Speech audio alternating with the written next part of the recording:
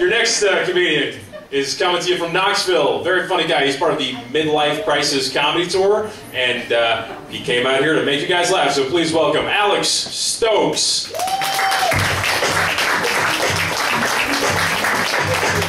Keep it going for Jamie.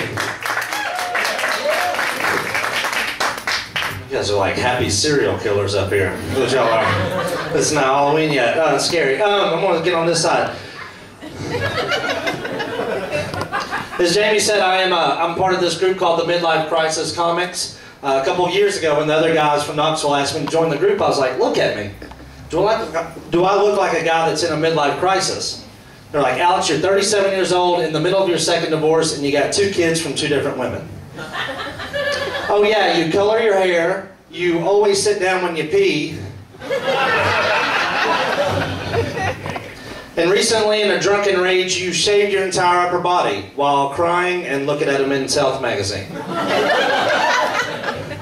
I just looked at him, I was like, guys, I don't know where the hell you're getting your information from, but you got a damn good source. Except for the sitting down to pee thing, I don't always sit down when I pee. I mean, some places only got urinals, so I got to squat, and I didn't think that was funny, but no, I recently went to a tanning bed for the first time. I asked my fiance, which I want to talk about that debacle in a minute. I asked her, she's here, so I'm in trouble. I asked her before I went, I was like, is there anything I need to know before I go to the tanning bed? I've never been. She's like, make sure you lay naked so you don't get awkward tan lines. I was like, is my wiener going to fall off? Is it going to burn off?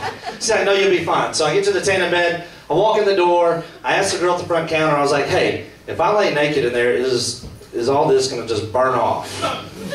She's like, no, you'll be fine. You're an idiot. And I was like, okay. So I get in the little tiny tanning bedroom, I get naked, I'm getting ready to get in the bed, and I start freaking out because I'm pretty sure that 7-year-old girl at the front desk knows nothing about wieners falling off.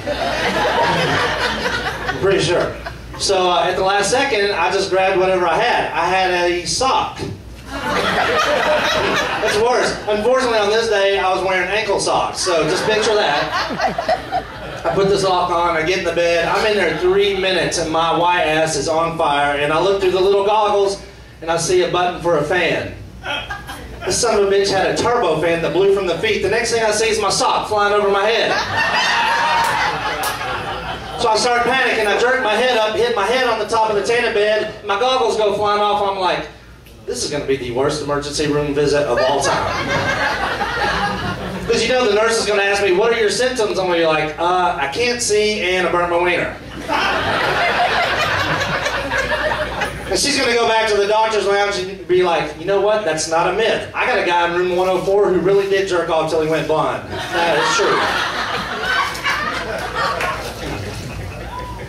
But, yeah, it really is tough being a full-time stand-up comedian. It really is. Here's how bad it's gotten for me. Last week, I had to go pawn my grandmother's wedding ring just to get my cable turned back on. Just so I could watch a new episode of Pawn Stars. How screwed up is that?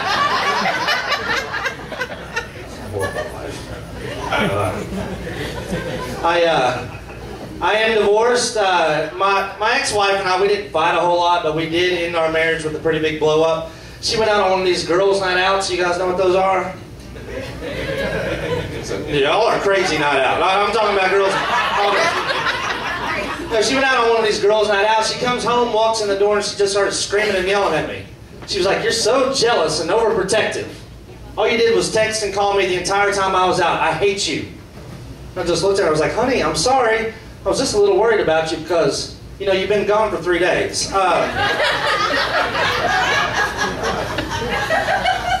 But everybody thinks it's really weird that my ex-wife still lives with me after being divorced for 2 years. I think it's really weird. It's not as strange as it sounds. I sleep on the couch and she's in the freezer, so. You guys know all about that out here.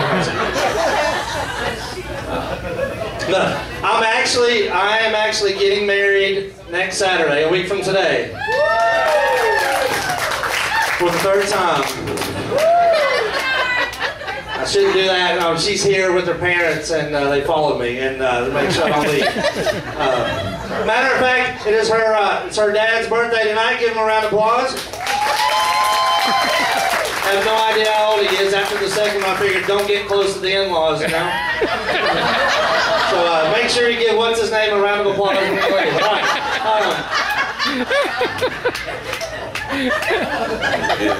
Oh, I will later.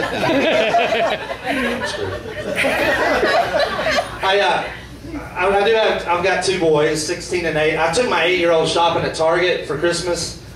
We get in there, he's got to go to the bathroom as usual. He gets in there, he's swinging his little legs on the toilet.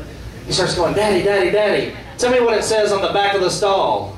I was like, oh my God, you were 8 years old. Can't you read? He's like, yeah, Daddy, I can read. I'm just not allowed to say those words out loud. I was like, you know what? I'm already mad from shopping. Screw it. I was like, I'm going to read it to you. It says, your mama is a whore. He goes, Daddy, that's not very nice, and can I have my marker back now?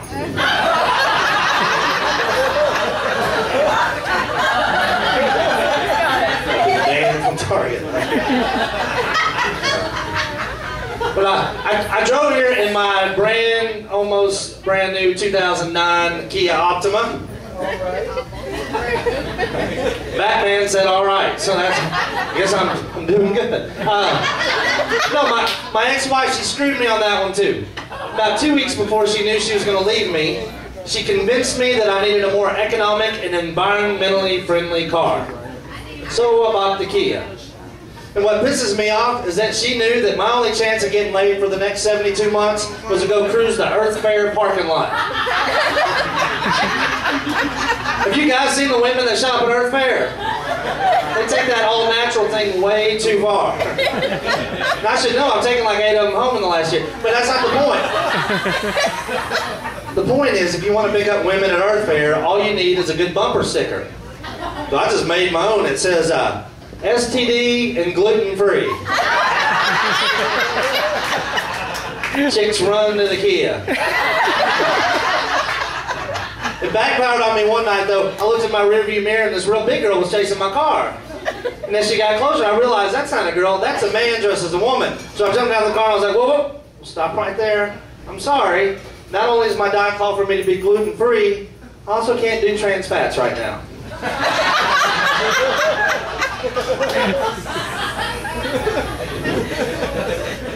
But I did recently get fired from my real job. In my real job, I was also a stage performer. As you can probably tell from my impressive physique. God, my future mother-in-law just laughed at that one. I was like, she seen me naked in the shower? I mean, I knew her father had, but I didn't know she had. Yeah, I was one of those guys who only performed on stage while wearing the bow tie and the thong while covered in baby oil. Yeah, that was me. She said, oh no, like she'd seen me before. No, I was one of those guys. Well, I got fired. I showed up one night for what I thought was a scheduled performance, and the owner was waiting on me at the front door, just waiting on me. He walked up to me, he's like, oh, you don't karaoke here anymore, Alex. This is buffet only. We tell you every single day. I was like, this is bullshit. I'm the one that's been rocking the sushi bar and keeping it raw, bitch. He's like, no, you a busboy, Alex. You're not even supposed to be close to the sushi bar. You clean. No swing. No more. Thanks, guys. Have a good night.